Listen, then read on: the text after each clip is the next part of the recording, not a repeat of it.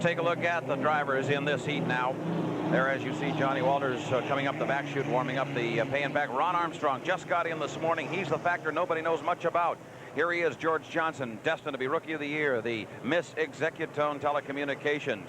Tommy Deeth, watch him. He likes to snake bite at the starting line. Tommy Deeth in the Squire shop. Steve Reynolds, he's the man carrying our camera. His wife's standing right next to me. She's going to be watching what he sees as well on King. And there he is, John Walters, the pay and pack. He and Chip Hanauer can match horsepower. They'll be looking for Ron Armstrong. There's Chip. He has a record on this course, and he's saving it all for the starting line. Those are the boats going into the north turn. The Squire shop on the left, the Atlas on the right with Chip Hanauer. The Squire, they trimmed away a lot of the sponsons on that boat, is riding very, very low in the water. In fact, Jerry Zubich, the crew chief, said they trimmed the battens or the strips of wood underneath the main plates of those sponsons almost down to about, well, less than a half inch of wood left. So they're really riding very, very low. And that, by the way, Don, might not have been a good move given this water. Yes. Given the aggravation that we saw of the Budweiser and the change of the sponsons going the opposite direction as far as technology was concerned, the Squire might be troubled by that, though the water is not a problem at this point. Steve Reynolds with our camera right to his right. There's what he's seeing as he gets ready. There's the parachute cord you see coming out from around the cockpit. And remember, Don, the point you made that this national championship on points is still much up for grabs, and a lot depends on what they do in individual heats, not only the championship race today. So here they are head-to-head, these boats that are up there on top, Squire and Atlas and Budweiser.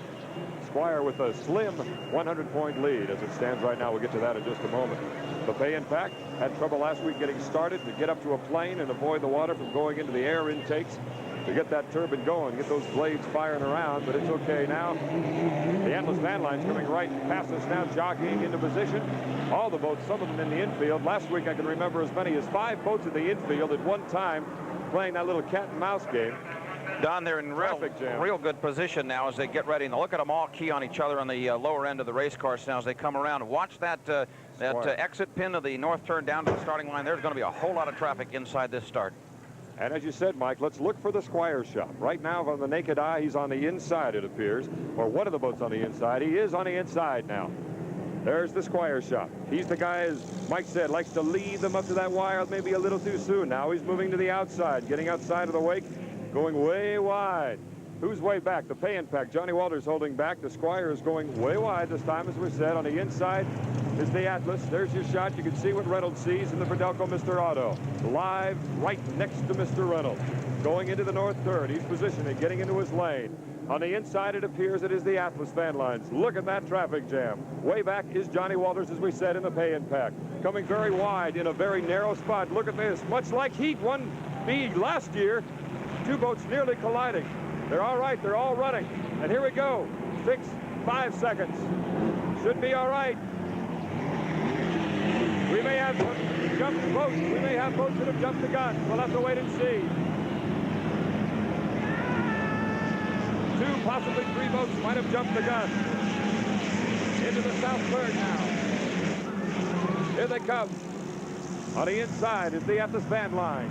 Steve Reynolds in the Verdelco in lane 2 in second place. So right now up there in front ahead of the Atlas, holding around the turn. Good race between Hanauer and the Verdelco.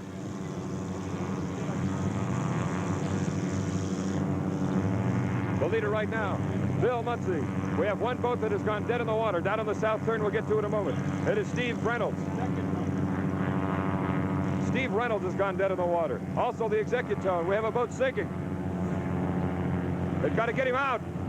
It's George Johnson. George Johnson in the Executone. The pay and pack as well. It's dead in the water.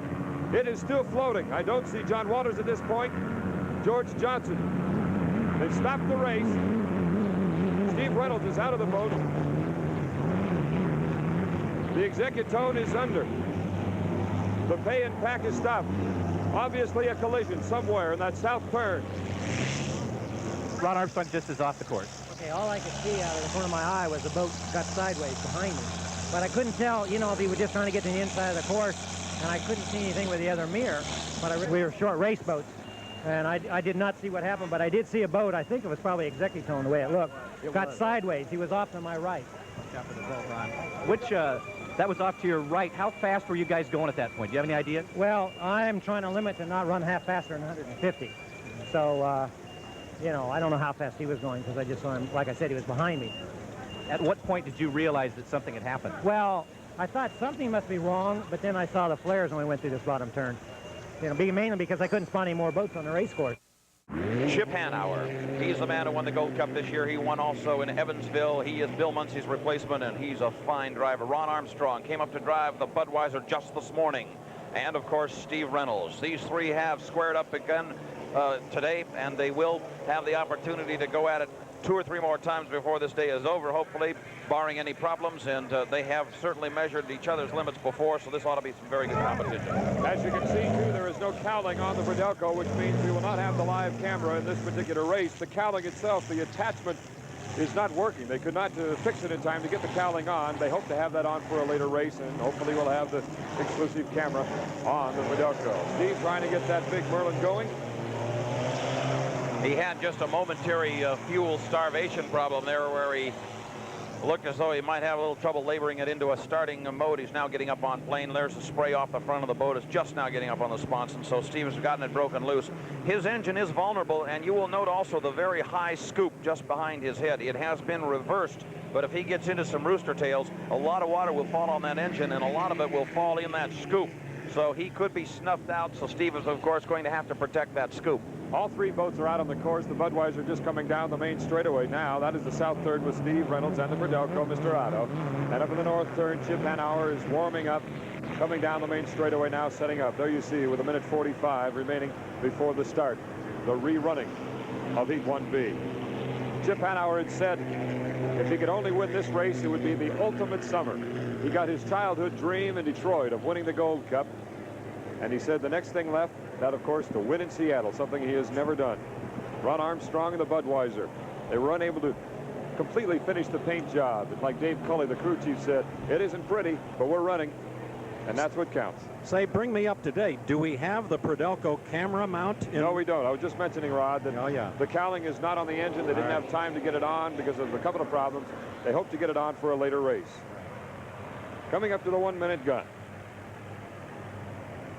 Tell you, you may not have quantity here, but you certainly have quality. Oh, very definitely. I would think, as we watch these 3 set up, Don, that you're going to see considerable separation. They'll be online on time, certainly, but I don't think you're going to see a tremendous amount of heat speed unless the competition spreads out and gives them that opportunity to drive safely in that regard. This is a heat that they've already made it into the final if they can stay alive, so they've got to make sure the boat stays upright and the engine stays running. All 3 boats beginning to slow down as they go into the north turn near the entrance buoy. 3 of the most experienced drivers in the business. Ron Armstrong in the middle with a Budweiser, Chip Hanauer with the Atlas Van Lines on the inside, and Steve Reynolds with the Verdelco Mr. Otto on the way outside. That's the former Thousand Trails, the former Budweiser, a national championship boat in '77. Coming around, the Atlas on the inside, then Ron Armstrong, and of course the Budweiser, and the Verdelco on the way inside. 3 boats, 3 quality boats. 4 seconds, 3, 2. They look all plenty safe. Here we go with the start of Heat 1B. Budweiser going way outside with Ron Armstrong. The Verdelco slowing way down. He's on the inside, but it looks like Chip Hanauer has the overriding hand at this point. There's the Atlas with Chip Hanauer going into the south turn, riding beautifully, going into that turn past the entrance buoy. And the Verdelco way back. He is slowing way down. That's Steve Reynolds. In the meantime, here comes the leader, Chip Hanauer, the brand new Atlas Van Lines, the new Blue Blaster, that far ahead of the Budweiser with Ron Armstrong. The Verdelco now seems to have picked up a little more. Now he's slowing down again. Steve laboring with it. First and second, that is the distance between those 2 boats, the Atlas and the Budweiser, going down the back chute from Sky King, high above the north turn. 3.5-second lead for that man, Chip Hanauer, 28-year-old, who just turned 28 the last month. Rocking and rolling up there in that north turn. The boat just finished the spring. Back in business.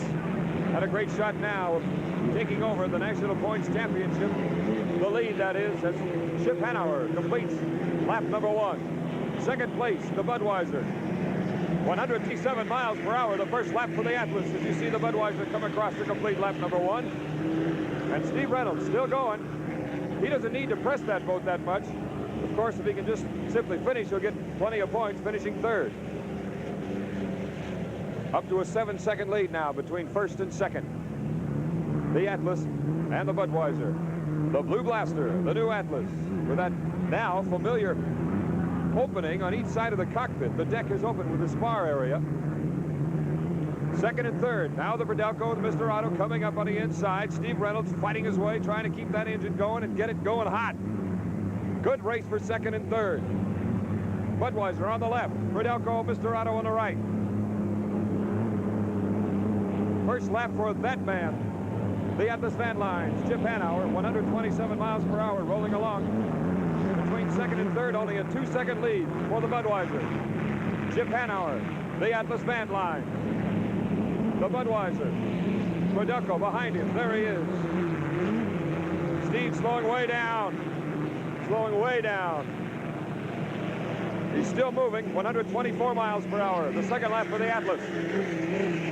And as you see, Steve Reynolds, and the engine is cocked out. He's in the north turn, rather close to the buoy. In the meantime, there he is, the leader, Chip Hanauer. 2 wins this year for the Atlas. The Budweiser running at 115 miles per hour, then 120 in the second lap. The Verdelco's first lap, 111 miles per hour. There's the difference between the Atlas and the Budweiser. Steve Reynolds still dead in the water. Up in the north turn, he is out looking at the engine at this stage. Hanauer going into that particular north turn. He should be all right. I think he can see the Verdelco all right. If he swings wide at all, there'll be no problem. Hanauer, there's the entrance buoy into the north turn, the green and yellow stripe. Chip driving a good race. Could get tight, he swings around. 10 seconds now between Hanauer and Armstrong. Armstrong and the Budweiser. Completing lap 2.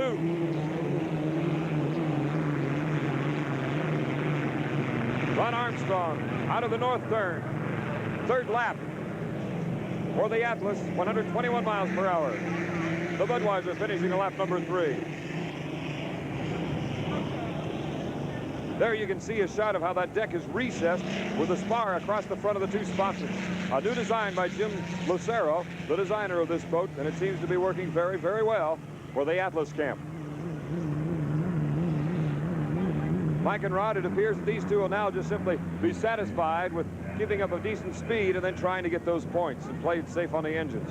Right, and this will put the Atlas, if it holds this position, in first place in the national point standings, and Miss Budweiser still a close second. So they will both bypass the Squire Shop, which is out of racing right now. Now the Atlas has built up a 13-second lead now as he is in lap 4 going into the north third. And as you know very well, too, Don, you were told this morning that it's not very difficult to run a 125-mile-an-hour lap for these faster boats on this race course. So there's not a lot of work being done out there. Just maintain a respectable speed, and Chip keeps looking over the shoulder and knows what kind of distance he has on the Budweiser, so they'll play it conservative from here on out. Chip completing lap number 4 of 5 in this, the rerunning of Heat 1B. His speed 119 miles per hour after a first lap of 127. So he's slowing down, taking it easy. Ron Armstrong, the U1, the Miss Budweiser. Thumbs up. Hope he realizes he has 1 more lap to go. Don, without a question, this gives Ron Armstrong a chance to really test his driving in race conditions in the race boat. And this is a real education for him and a much-needed situation. Obviously, there's far more in the Budweiser than is being shown here. No need to show it now. So Ron is getting much-needed driving time in that boat, and that will come into play later on. His 4th lap, 115.109 miles per hour. 15-second lead for Chip Hanauer in the Atlas. Steve Reynolds has to be a very frustrated man. I wondered what he said was wrong with his engine, dealing with the blower and the engine sound awfully severe, and for them to get it ready in time would have been quite a feat by the crew. But whenever fuel flow is not exactly right when you leave the pits, that can be a harbinger of worse things to come when you get under racing conditions. So Steve may have known he had a problem when he left here. The Atlas going by the Verdelco Mr. Otto. And here's your winner of Heat 1B, Chip Hanauer and the Atlas Van Lines. The Budweiser with Ron Armstrong took his first ride this morning, qualified at 127 miles per hour, and is now finishing second in 1B. Fifth lap for the Atlas, 115 miles per hour.